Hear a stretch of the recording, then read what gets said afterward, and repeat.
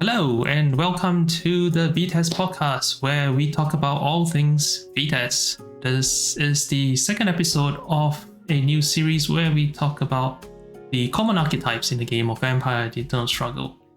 Now I'd just like to take this opportunity to remind you to please like and subscribe. Like the video, subscribe to the channel. It really helps out with us creating more videos. And also, if you have the opportunity, go check out the other videos where we discuss more VtES deck archetypes like the Stealth Blade one that was just released. Today we have a returning guest all the way once again from Iloilo in the Philippines.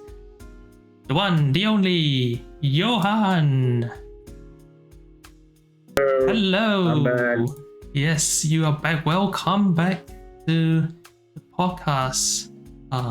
This would be a good opportunity for me to just say that Johann also has his own YouTube channel,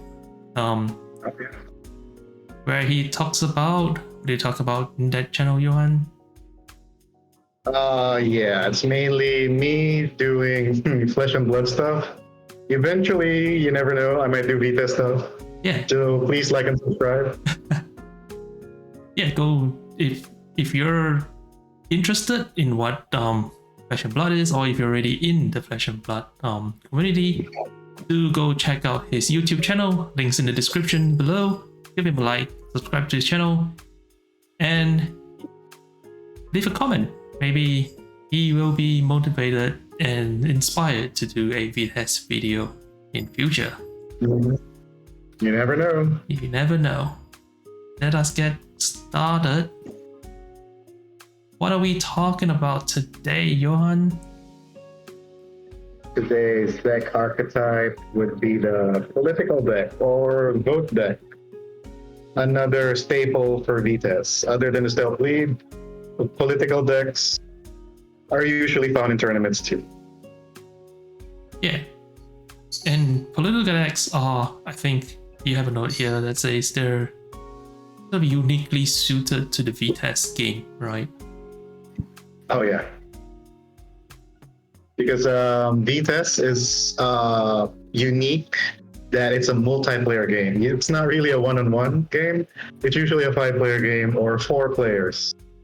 A 3 would kind of suck, so try to go for 4 or 5 players. That's where the political aspect usually shines. So you have a predator or a prey, then you have a grand prey who can be your ally. It's a very social aspect of VtES, similar to, I guess, EDH or Magic the Gathering's Commander, where usually there's 4 players trying to do backstabbing too. Something like that. So if you're familiar with Magic the Gathering, VtES is actually the ancestor of it all. Yeah, for the EDH or Commander format. Mm-hmm. So yeah, typically on a VtES table, even if there aren't any vote decks, you still have a lot of politics and talking to each other. So the vote archetype just sort of slides nicely into that space. Yeah, definitely one of the social aspects where you can diablerize someone. I have the votes. I'll say no to the blood one. Stuff like that. Yeah. So what makes a deck a vote deck? Yeah, we got to start with the definition. Like, what exactly is a vote deck? Yeah. So I guess number one reason would be vote cards, political actions. The ones that will usually help you win the game by ousting your prey, make them lose pool. And one of the most common cards that you will find will be Kind Resources Contested, or KRC for short. Resources Contested says allocate 4 points among 2 or more Methuselahs. Successful referendum means each Methuselah burns 1 pool for each point allocated. Yeah, so typically I think most of the time you see like your prey will take 3 pool, and then somebody else, usually either your grand prey or your predator, depending on whether you woke up that day and decided to choose violence, or you want to balance the table a bit more, we'll take the extra 1. But yeah, like we were talking about before this, there's also the option to say 2-2 or 1-1 and 1. And sorry, Or be crazy and allocate 4 Methuselahs, 1 each. Yeah, be a Malkavian. Yeah. Yeah, so vote decks also typically will feature disciplines that have vote push. So vote pushes are cards that will say, usable during the polling step, and then it gives this vampire or gives you plus a certain number of votes. I think this usually presence. Yeah, the most common discipline would definitely be presence, because it's the one that's one of the main focus of presence is actually the vote push. Awe, bewitching oration, voter captivation, all of those, all are staples of the political deck. Yeah. But there are other disciplines. There definitely are. There are also disciplineless vote push, which we will take a look at later on in the video. I think I should take this opportunity to say that a vote archetype is like, generally when we talk about archetypes in VtES, it's not cut and dry, right? So there's a lot of overlap, and this will be different from what we call the breed boon archetype, even if the breed boon archetype tends to lean towards votes for pool gain, like consanguineous boon, for example. I like to think of it as a subgenre. Yeah. From the bigger umbrella term. So the bigger term is the vote deck, and then there are many subdecks underneath. Yeah, that's true. Sub-archetypes. That is a good way of putting it. I did not think of that. Suddenly, Venn diagram comes to mind. Like this multiple circles just flash in front of my eyes. Oh, that is. As we also mentioned before, like the same, it's the rock, paper, scissors. There's the major archetypes of the bleed, the vote, and the combat. So under those, there are sub-archetypes. So we will be discussing them hopefully in other episodes, but we're now talking about the broader topic of political or vote deck. That's right. So what are some of the strengths of a political deck? What do you think are some of the strengths? I think it's actually quite flexible, even if you just say it's a vote deck. Surprisingly, if you look at the number of vote cards in VtES, there's a lot you can do with just a simple political action. You can, of course, one of them is damage or prey for pool, like the kind resources. There's also, the other vote damaging stuff like reckless agitation, a favorite for indie. Yeah, that one. Ooh. One of my favorites. It hurts. But other than damaging stuff, you can also do a lot of things. Like, I guess the next most popular would be pool game, right? Yeah. There are votes that give you pool other than ousting your prey. And then there are also votes that do things like, do things that no other action cards really do. Like you can straight out remove vampires or allies from the game with things like, you can burn them. Yeah, Justica Retribution is the one that I think at one point it was pretty popular, and then people got scared and stopped playing Justicas. And Inner Protect Circle, Dino before it was banned. Yeah, Protect Dino before it was banned. And we've even got political cards that just say you win the game. Oh well, terms and conditions apply, but you win the game, right? There was a Harbinger one. There was a Harbinger. Yeah, Brinksmanship, where... Brinksmanship, there we go. The votes are pretty wild.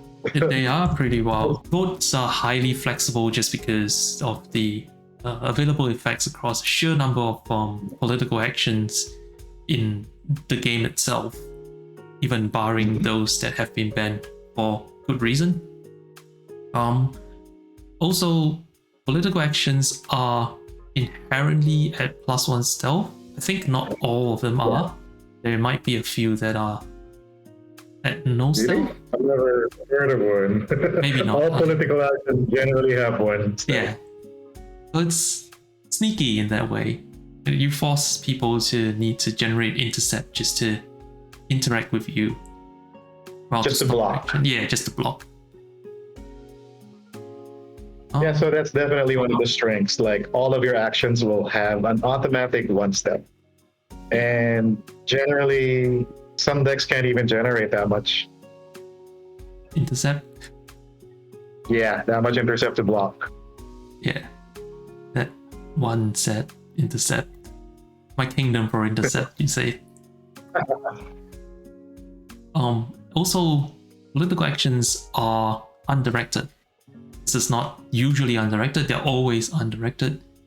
And always. Yeah, and with I think this is more relevant as well with the increase of cards that say, you get plus intercept, or you can unlock and block directed actions. Yeah, the actions. So if your intercept says +2 intercept against the actions, you can't really block political action. Yeah. So you do get around that, which is good.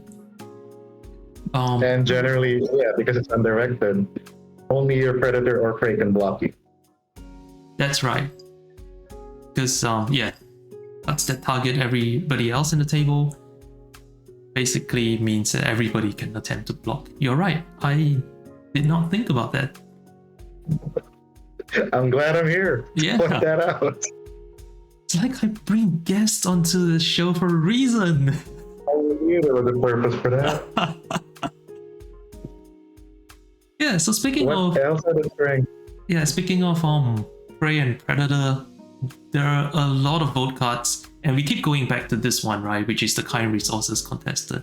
And they're not restricted to targeting your predator or your prey only. Because bleeds. It can be anyone. Yeah. Like I think you mentioned before, if you really want to go nuts, you can say kind resources contested 1 point to everybody else. And the Malkavian way, I don't know, it's very rare that you'll be doing that, but you can if you want to. No one's stopping you. You might not win the game, but sure, you can have fun. I don't know, man. You might not win any friends either. Did we mention pool game? That's another thing that vote cards can do. Gain you pool. Like an example, my favorite, Political Stranglehold. Yeah. Political Stranglehold is a vote card that gives you 3 pool for each vampire 7 capacity and above that you control. So if you're an inner circle deck and you have 5 of them, 3 times 5, 15 pool, go. Yeah, and everybody else in the table gets the same benefit as well. Everyone. I love playing this card, specifically vote decks. I mean, if you're playing the card, your deck will have at least a few vampires that are of the right capacity, and it's amazing when you play it when everybody else is playing 6 cap and below. Or someone's in 4/4. Also, that is right. Yeah. If there is a big capacity in 4/4, that's a bonus for you. And that's kind of okay. I mean, this is a bit of a forced segue, but that's also kind of like a strength of the political deck, right? Like we're talking about political stranglehold and how everybody else sort of can get that bonus, and that kind of means that if the 2 other players across the table, or sometimes even your predator or your prey, has titles and votes, you're likely to say, "Yeah, I won the pool," right? And they'll vote for you. And That's yeah, definitely one of the strengths. And the weird, again, we go back to the social aspect. Like, hey, vote for me. yeah, I'll give you pool. yeah, I've got candy. Yeah, never trust people with candy, especially in VtES. That is true. And you've also noted here, Johann, closed session of private audience. Oh, that's actually usually when you build a vote deck, it's usually one clan. Generally, but you can be multiple clans if you want to, and usually it's each clan belongs to a different sect, like the Camarilla or the Sabbat. So that's another strength. Like you can force people to not vote, or if example is closed session, only Camarilla can vote for this particular action. So that's another strength. Like if you know your meta game is full of Sabbat, let's build a cam deck, and basically be successful in all the votes that you can pull off. Or closed session, which is the Sabbat version. Private audience, you mean? It really depends on the meta game. Yeah, it Indeed, really does. I forgot about the. It really does depend on the meta game, but you're right. There are options to, shut entire, not just one player, but like shut entire clans or sects out of, interfering with your vote. Mm-hmm. Unless they intercept, which is a nice segue into the weakness of a political deck. That is true. That is one of the weaknesses, I guess, of a political deck where I guess on top of intercept, there is still that extra step that you require, right? To I don't really know how to put this. So you know how like if you try to bleed someone, you like in a stealth bleed deck, you play your stealth, you play a bleed action card, you play your stealth, action is successful, your prey lose pool. And that's it, that's done, right? Whereas with a political action, you can play the political card, generate the stealth, your action is successful, but you still have the extra step of needing to have enough votes for your action to pass. The actual voting process. Yeah. I mean, this is the hard math where you actually count the number of votes on the table and how many can say yes and how many can say no. And your actions will, the votes will determine if your action succeeds or not. Yeah. And I mean, you usually build the deck around wanting to succeed, but you know how it is, right? Hence the vote push. Hence the vote push. And I think it's probably just one card, but one of the things about this extra step as well is it also provides opportunity for your other Methuselahs on the table to play cards to interact with your already successful action to cause it to have no effect. Yeah, the most common is there's actually only one commonly played card. I almost played it during our last game, so a nice segue to watch the last game. Yeah. Anyway, I have delaying tactics in my hand, so it can cancel the current vote. The acting vampire will take the vote back into his hand and can't call that vote for the whole round. That's right. Delaying tactics. Yeah. So yeah, it's an extra hurdle that you have to cross when playing board decks. And also, I think you mentioned earlier in the video, Johann, that you kind of need vote push as well because the rest of the table might have enough votes to just cut you down, right? Yeah, especially if they find out that you're a political deck, and on the average, a regular deck will usually have one titled vampire or sometimes two in their crypt. We don't know if it's going to come out and play, but it can happen. Expect that. There will be one titled vampire usually. Yep. So you have to win their votes, so to speak, if you don't have the vote push. That's right. So you have to say, hey, friend, can you vote for me? Yeah. If they find out that you're a political deck, they can shut you down. Like, everybody, let's say no to whatever he says. Any vote he says, say no. So you always have to work your way towards that. Yeah, that's definitely happened before. Like, sometimes people just don't like you to wield so much power. Speaking from experience.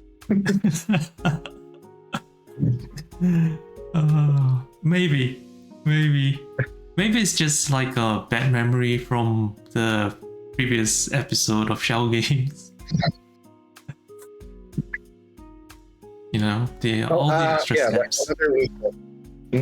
Yeah, there's steps. But actually, before this extra step, I just realized that it's not covered. We actually made notes for this podcast, but there's another twist to this vote deck is actually getting your vote off in the first place. What if you're beside a wall deck and you only have one spell? Yeah, and that's, I think you hit on something as well, right? Like, it's not just whether, usually if you're just bleeding or going forwards, you only have to worry whether your prey is able to block your actions. Whereas in a political deck, it's undirected.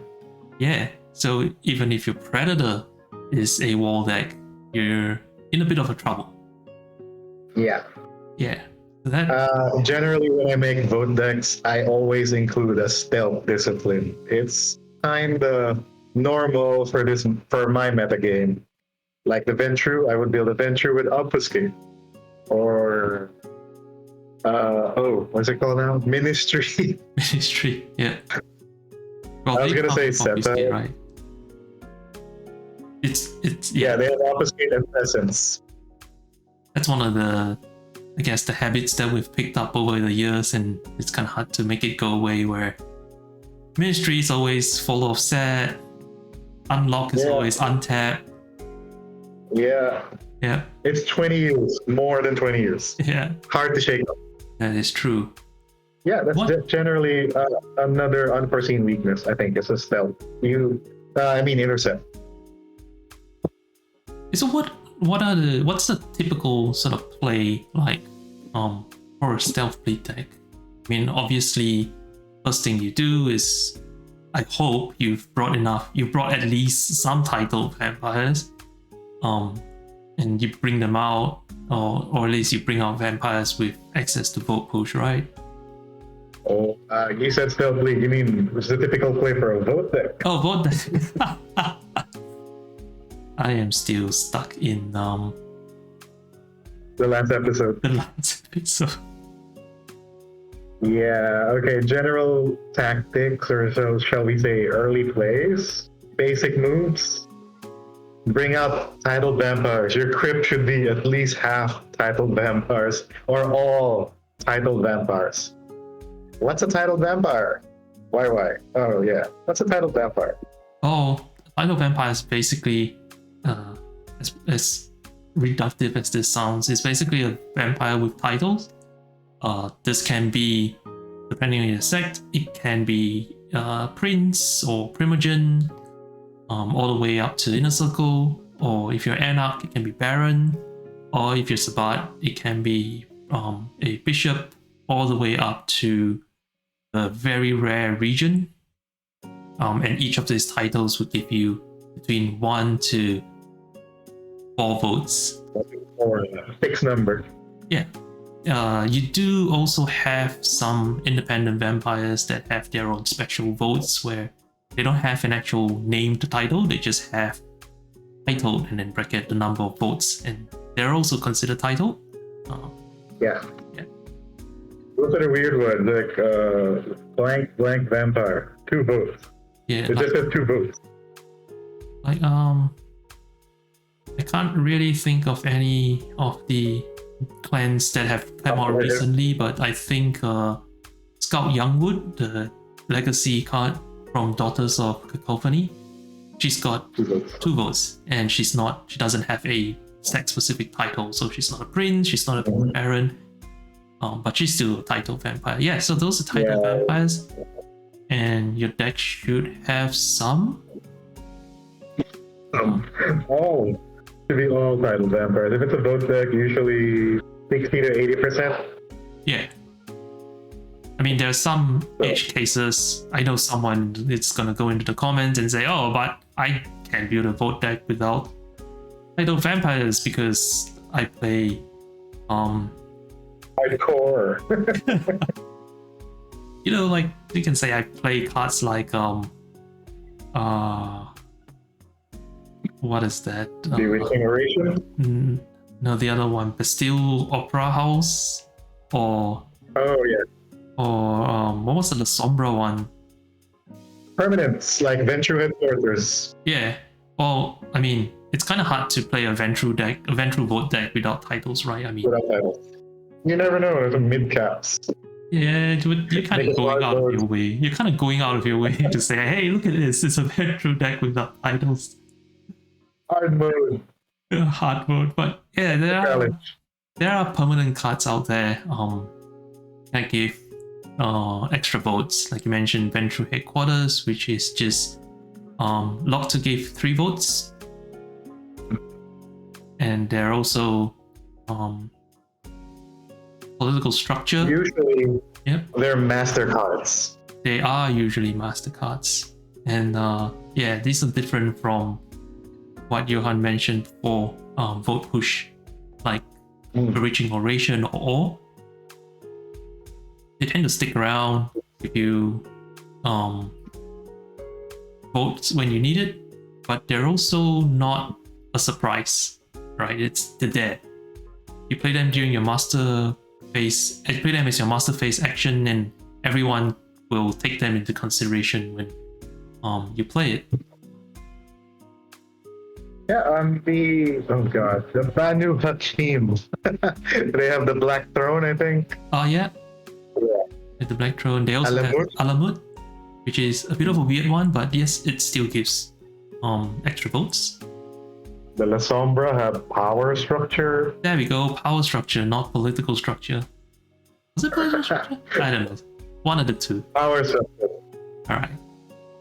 Breeze Assembly, Foundation Exhibit. You get the idea. Yeah. See guys, this is the reason why I have guests on the show. Yet another reason. Yeah. Clearly they know more than I do. I have no idea what's going on.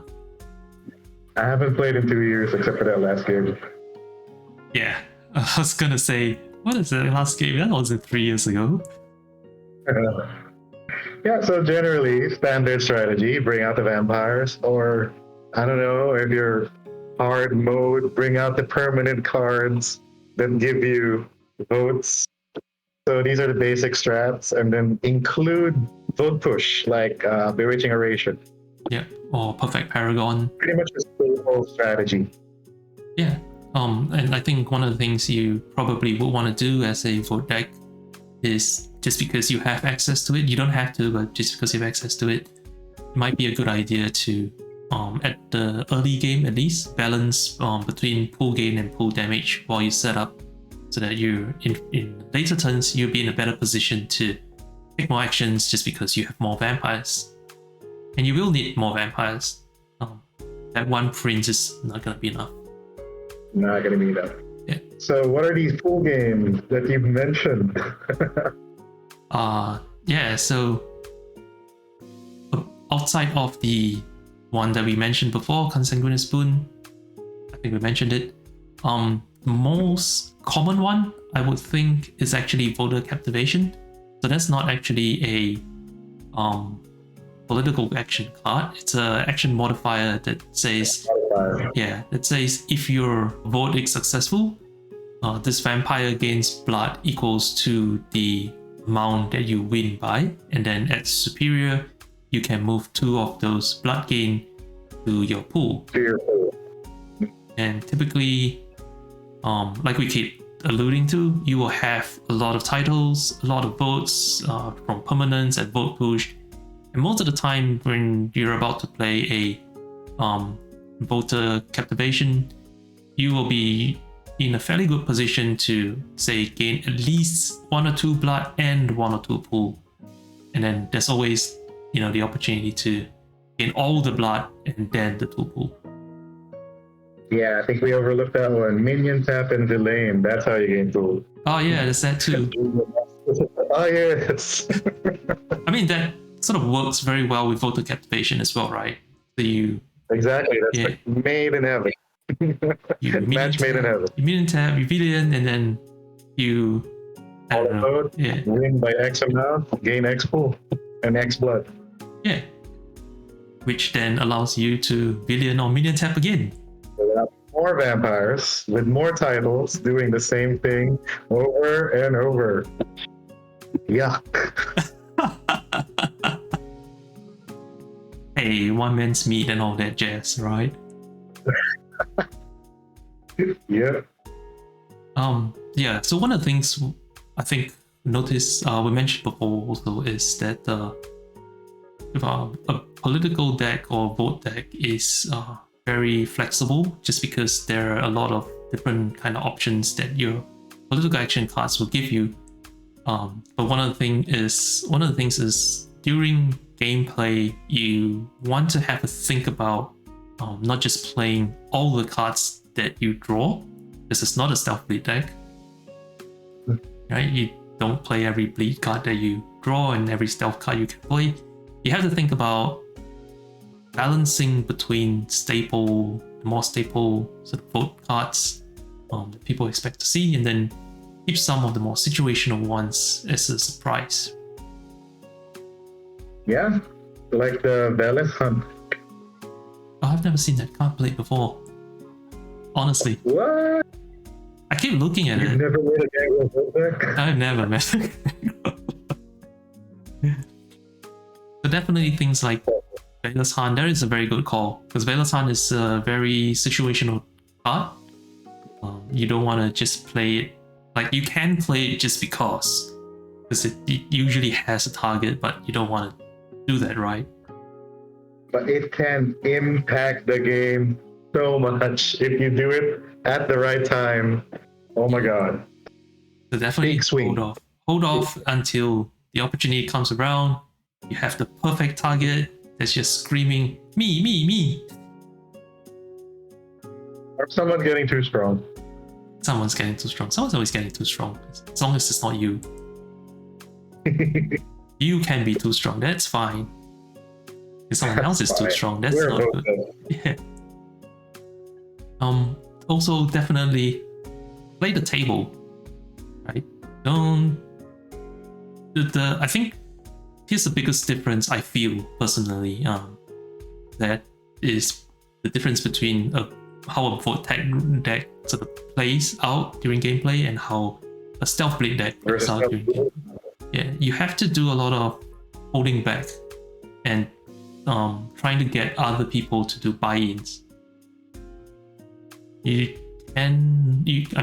Sometimes you can, but you tend not to want to go at it alone. You're not a lone ranger in a vote deck. The more help you can get from the table, the better, right? Convince people to vote for you. Get people to agree not to delaying tactics your cards. Once again, it's a social aspect. So it's a social game. This deck is a social deck. You need people skills. Definitely. Yeah, I guess that's the point that you're trying to make. It's kind of more interactive. It interacts with the table. Versus a stealth lead, which is a hyper focus. I don't care about the other table. Yeah. The vote deck, you kind of need to be friends with everyone, act unthreatening. Yeah. So different skill, different attitude. Interaction. That's the main point. Interaction. Social aspect also. That's right. So I guess in summary, the vote deck is probably one of the most versatile and one of the most social archetypes for VtES. Yeah, it's be interactive. Like everyone at the table will interact with you because of the voting. Yeah, well, it's kind of like what is that? What's that phrase the influencers always use? All fame is good fame, or something like that. Yeah, I get what you mean. You get what I mean. That's good enough. Yeah. So whether they like you or they, whether the other participants like you or they hate you for playing a vote deck, it's fine. You can always work an angle. There's always an angle. Yeah, so if you are a very social person or a very conniving salesman, snake oil salesman, give the vote deck a try. Yeah. I think it's made for you. Wait, me in particular? Yeah. Are you trying to say something here? Yeah, so you're right. It is a very, very challenging archetype to play sometimes, but it's also very rewarding. Very rewarding. You get to learn a lot of things, not just about the game. You definitely learn a lot of things about the game, but you also learn a lot about people you play with, right? Like what they like, what you don't like. And then you can bring this experience to the next game whether or not you're playing a vote or political deck, like how your fellow players are going to react, what they like. It makes sense. Yeah. Wait, are you? For me, it is. Are you saying that you? I will say yes to anything that gives me tool in the game. I will burn the edge for a vote. Just give me one tool. Like, yeah, man, I'm cheap. I'm so cheap. One tool. All that for a pool. Yep. Yeah. Another aspect I forgot. So more shenanigans that you can do with a vote deck. Yeah. Blood hunts. That was also kind of a major part of the game. Blood hunts. If vampires are in torpor a lot, guess who can diablerize at will if you have the vote power? Or you can make friends with that combat deck that sends someone into torpor in the first place to say, hey, if you leave me alone and if you want to diablerize that vampire that you just sent into torpor, I'll help your vampire survive. We'll say, I will cancel the blood net for you. So, it's really time to make deals. It's a deal-making deck. It is. It's a snake oil salesman deck. Yeah, snake oil. If you're good at Monopoly, the board game, you can do this.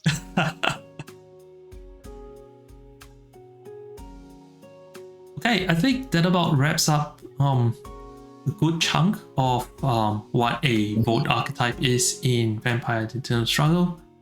Once again, thank you, Johann, very much for coming onto this episode. Once again, also remember to go check out his YouTube channel, give him a like, give him a subscribe. And we hope you found this episode helpful.